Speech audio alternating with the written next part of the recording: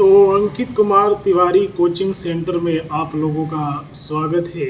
अभी मैं जो चीज़ें लेकर आया हूँ वह है पदार्थ एवं रासायनिक सूत्र। यानी कि एक तरफ पदार्थ है, दूसरी तरफ उनका रासायनिक सूत्र है। जैसे कि धोवन सोडा, इसका रासायनिक सूत्र है Na2CO3 इंटू 10H2O है।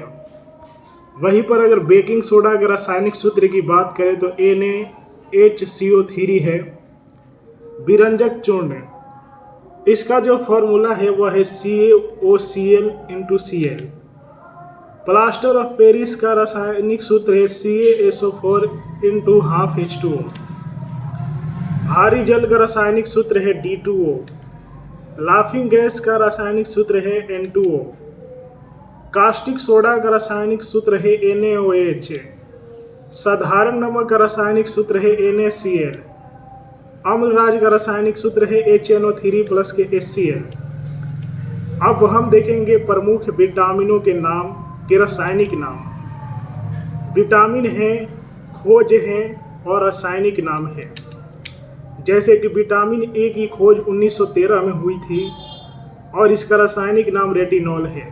यहाँ से प्रश्न हर गवर्नमेंट एग्जाम में, वनडे एग्जाम जितने होते हैं उन सब में यहाँ से प्रश्न पूछेगा ही पूछेगा, ये निश्चित है। ये फेवरेट है गवर्नमेंट एग्जाम का। विटामिन B1 जिसकी खोज 1910 में हुआ था, रासायनिक नाम थायमिन है।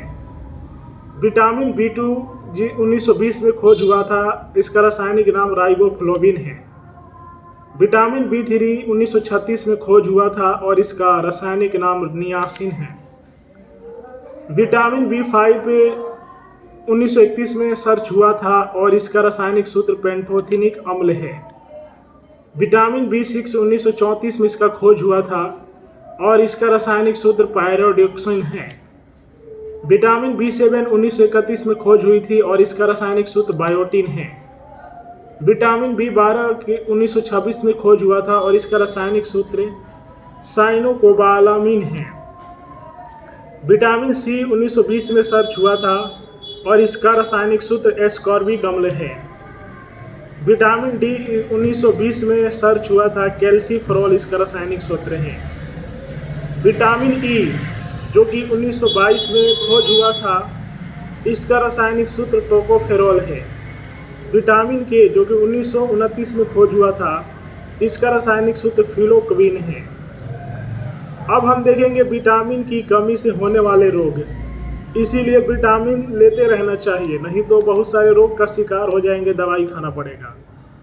जैसे विटामिन A की अगर कमी हो जाए तो आपको रतौंधी बीमारी पकड़ लेगा। विटामिन B1 की कमी से बेरी हो जाता है रोग। विटामिन B2 से किलोसिस और त्वचा का जो फटना है। विटामिन B3 मंदबुद्धि, बालों का जो है सफ़ेद होना, जो बाल सफ़ेद होने लगते हैं या जो मंदबुद्धि बालक होते हैं उनके अंदर विटामिन B3 का कमी है। विटामिन B5 की कमी से पेलाग्रा यानी कि त्वचा दाद जो है वो होने लगता है। विटामिन B6 की कमी से एनीमिया, चर्म रोग हो जाता है, समझ रहे हैं। विटामिन B7 की कमी से लकवा हो जाता है, शरीर में दर्द होता है। विटामिन B12 की कमी से रक्त छेड़ता पांडु रोग होता है। विटामिन C की कमी से स्कर्वी, मसूड़े का जो फूलना है, ये विटामिन C की कमी से होता है। विटामिन D की कमी से आपको रिकेट्स, हड्डी की बीमारी हो जाती है, ऑस्टियोमलेशिया हो जाता है। विटामिन E की कमी से नपुंसकता या बंध्यता होता है। और विटामिन K के कमी से जो है रक्त का थक्का ना बनना, समझ रहे हैं। अब इन विटामिनों का सोर्स भी होता है। धीरे धीरे आप लोग मेरे चैनल से जुड़े रहें, मैं एक डॉक्टर का भी काम कर दूंगा। रेलवे की पढ़ाई में ये सब कुछ पढ़ाया जाता है। सेल में प्रयुक्त प्रमुख रसायन हम देखेंगे। जैसे सेल है, प्रयुक्त रसायन है।